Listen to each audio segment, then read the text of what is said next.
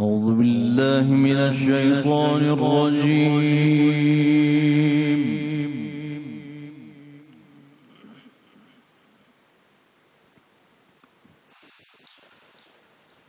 بسم الله الرحمن الرحيم.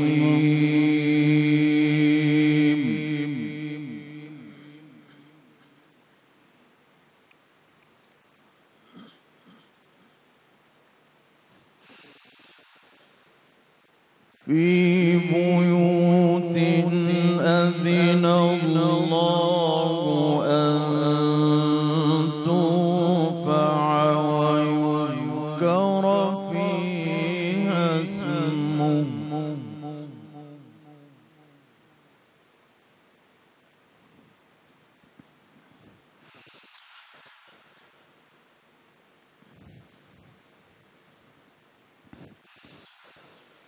يسبح له فيها بالغدو والآصال.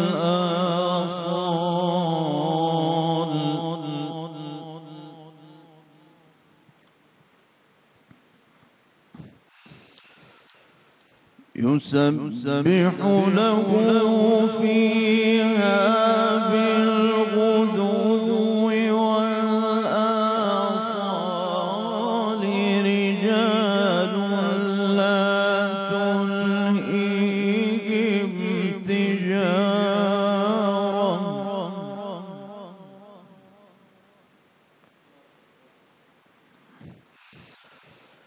رجال لا تلهيهم تجارة ولا بيع عن ذكر الله.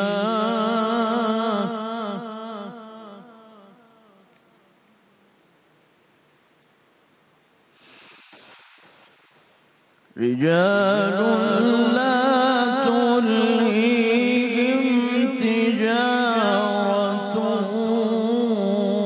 ولا بيع عن ذكر الله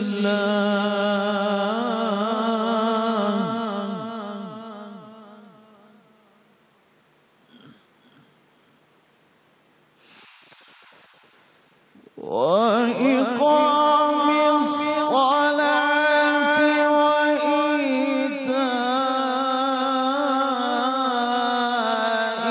الزكاة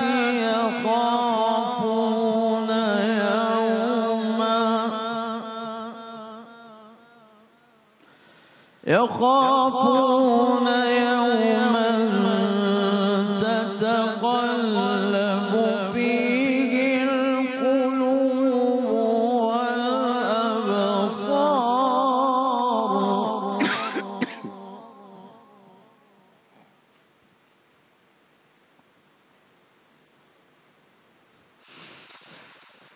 في بيوت أذن الله أن ترفع ويذكر فيها اسمه يسبح له فيها بالغدو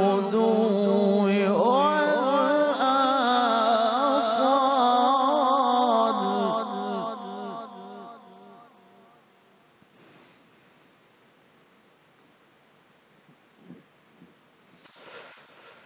يسبح له فيها بالغدو والآصال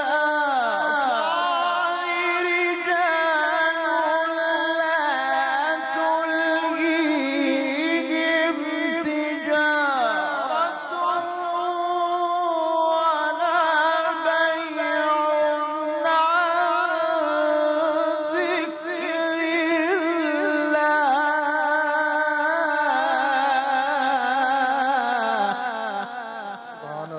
سبحان اللہ.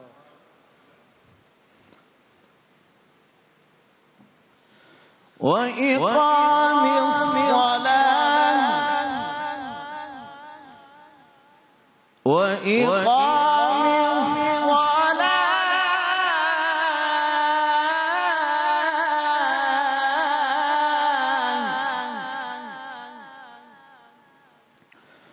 وإقام الصلاة وإيتاء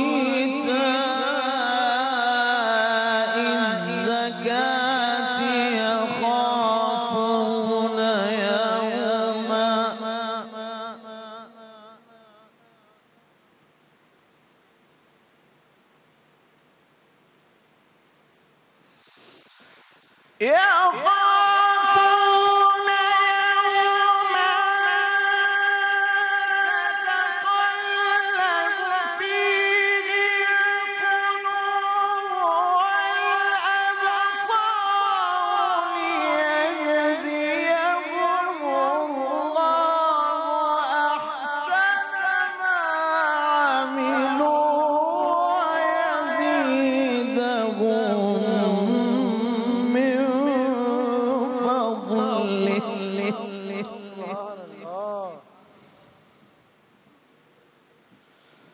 والله يرزق من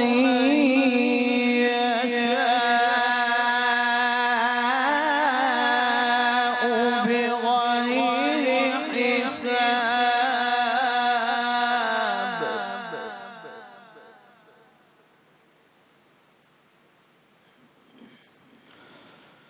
في بيوت أذن الله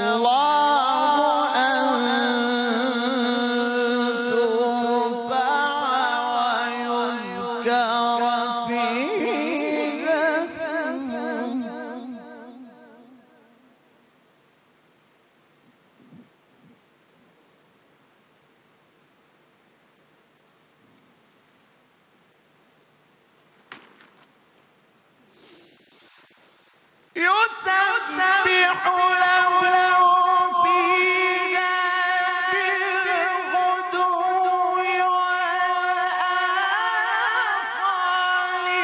رجال لا تلهيهم تجارة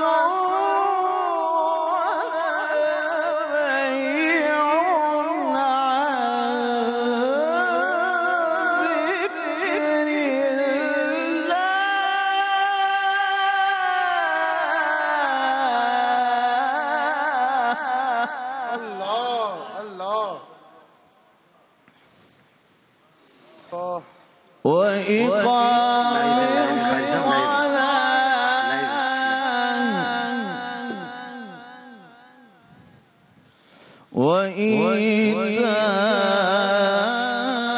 وإيتاء الزكاة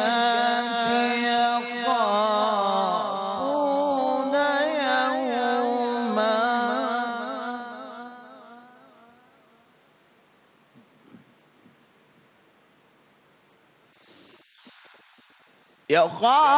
يخافون يوما تتقلب فيه القلوب والأبصار ليجزيهم الله أحسن ما عملوا ويزيدهم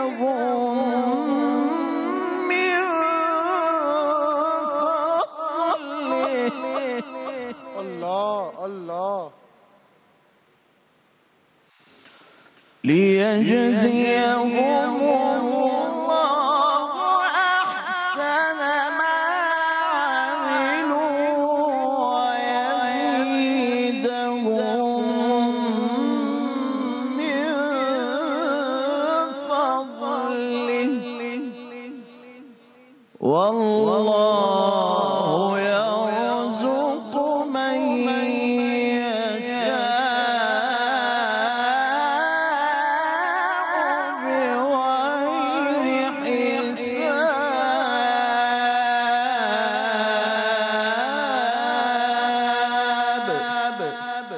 صدق الله العظيم وصدق رسوله النبی الکریم. سبحان اللہ سبحان اللہ.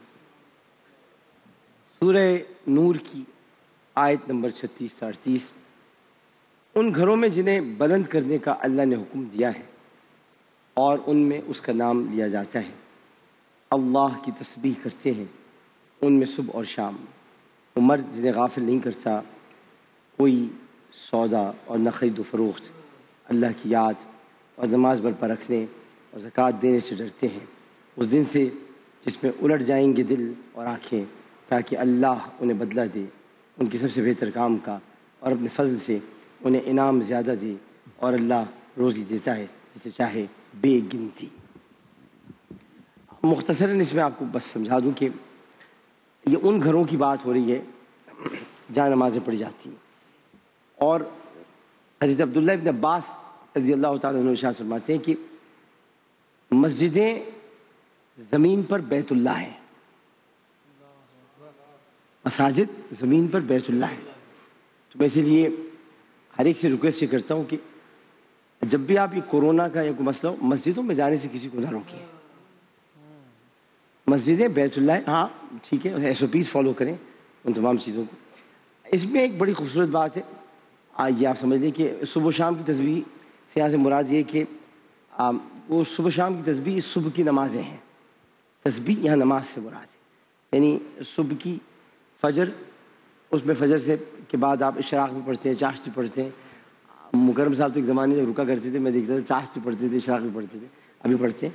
اور اس کے علاوہ پھر جو شام کی تسبیحات ہیں، ظہر کے بعد اس میں عصر ہے، مغرب ہے، عشاء ہے، یہ ساری نمازیں، اور پھر ذکر قلبی و لسانی، یعنی قلب سے اور زبان سے اللہ کا ذکر کرنا، اذکار جو کہ آپ بیان کرتے ہیں، ظاہر ہے کہ مسنون اذکار ہیں، مسنون اذکار کے لیے آپ کو پڑھنا پڑتا ہے۔ سب سے پہلے تم استغفر اللہ استغفر اللہ، یہ ہم لوگ پڑھتے ہیں نماز سے فوراً بعد جب آپ، تو یہ مسنون اذکار ہے، لا الہ الا اللہ وحدہ لا شریک لہ لہ الملک ولہ الحمد وہو علی کل شیء قدیر، یہ سب پڑھے جاتے ہیں۔ بہت سارے اذکار ہیں جن کا ذکر کیا جاتا ہے، تو یہ اس سے مراد ہے۔ لیکن یہاں ایک بڑی خوبصورت بات، پھر عبداللہ ابن عمر آ گیا، اور وہ یہ آ گئے کہ یہاں پر ایک بہت ہی پیارے انداز میں یہ ہے کہ رجال لا تلیہم، یہ ایسا ہوا کہ حضرت عبداللہ بن عمر اب بازار سے گزرے تھے مکہ کے، تو دیکھا کہ اقامت کہی گئی، اقامت کی جیسی آواز آئی، اقامت کا ذکر آپ نے کیا، اقامت کی جیسی آواز آئی تو لوگوں نے اپنی دکانیں بند کر دیں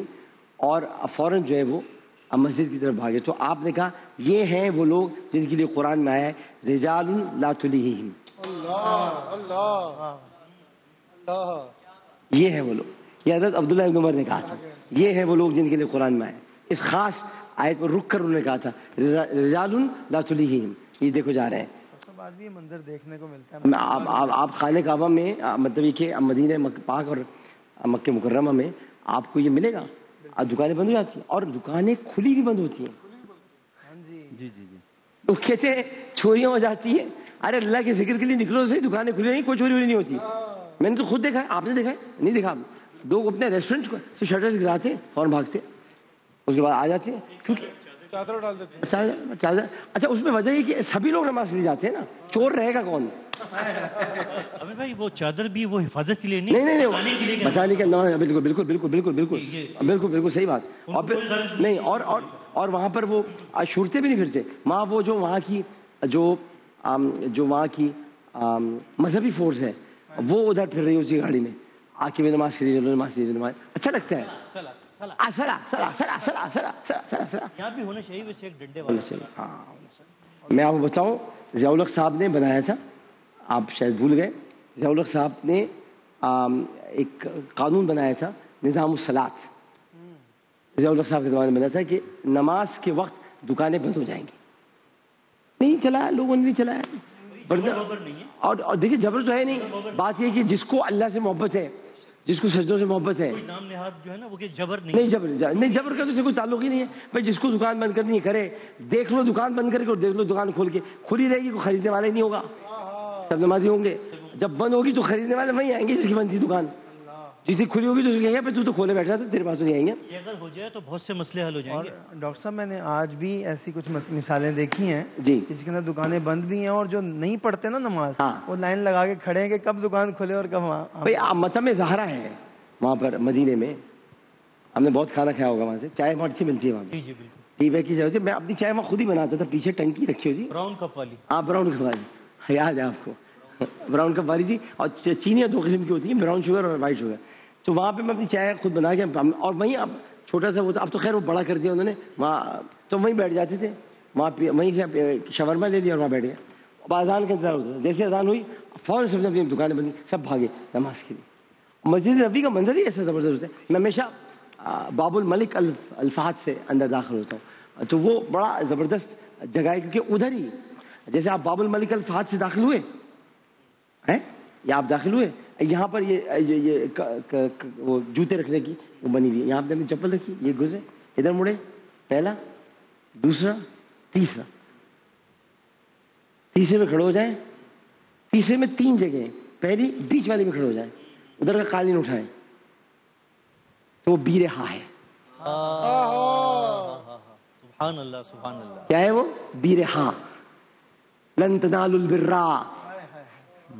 جو اپنے اباب بتایا, آپ جائیں گے تو انشاءاللہ ضرور. ہاں ساتھ لن تنالوا البر, میں سن رہے ہیں یہ بیرہا, یہ حضرت طلحہ کا کنواں تھا, اور حضرت طلحہ کو بڑا محبوب تھا. تو جب یہ قرآن کی آیات اتری لن تنالوا البر کی, کہ جن کو اپنی سب سے زیادہ محبوب چیزیں ہوتی, تو حضرت طلحہ نے آگے کہا میرے ایک کنواں ہے, میں چاہتا ہوں کہ دے دیں. آج بھی اس کنویں کا نشان وہاں پر موجود ہے, لوگ تڑپتے ہیں وہاں کھڑے ہو کے نماز پڑھنے کے لیے. ڈاکٹر صاحب 2013 میں اسی باب الملک الفہد سے ہی اور آپ تھوڑا آگے جائیں, آپ اسی تیسرے سے تھوڑا سا آگے چلتے جائیں, بیچ میں آپ کو گیپ مل جائے گا. جو گیپ ہے نا, جو فرش ہے, اس کے آگے پھر دروازے شروع ہوتے ہیں. حضرت ابوبکر کا گھر تھا, وہ جو گیپ سے آپ گزرتے ہیں, حضرت ابوبکر کے گھر سے آپ گزرتے ہیں, حضرت ابوبکر کے گھر سے آپ گزرتے ہیں, اور جیسے ہی آپ بیچ میں درمیان میں آتے ہیں جہاں پر آسمان ہے کھلا, چھتریاں آپ لگ گئی ہیں, پہلے کھلا آسمان, تو پھر گنبد خضرا آپ کو وہیں سے نظر آتا ہے, اور سب, اور وہاں آپ کو نام لکھے ہوئے نظر آئیں گے, عباس, حمزہ, عبد المطلب, سارے نام لکھے ہیں. یہ ترکوں نے لکھے ہیں, ترکوں کے لکھے ہوئے نام. ادھر ہی حضرت عمر کا گھر ہے. سبحان اللہ سبحان اللہ سبحان اللہ. میں نے سارے صحابہ کے گھر وہاں پہ پتہ کہ کہاں پہ, اور پرنالے کے بعد حضرت عبداللہ ابن عباس, حضرت عباس کا گھر تھا. تو یہ مطلب ہے کہ یہ بڑے عجیب و غریب حالات اور واقعات ہیں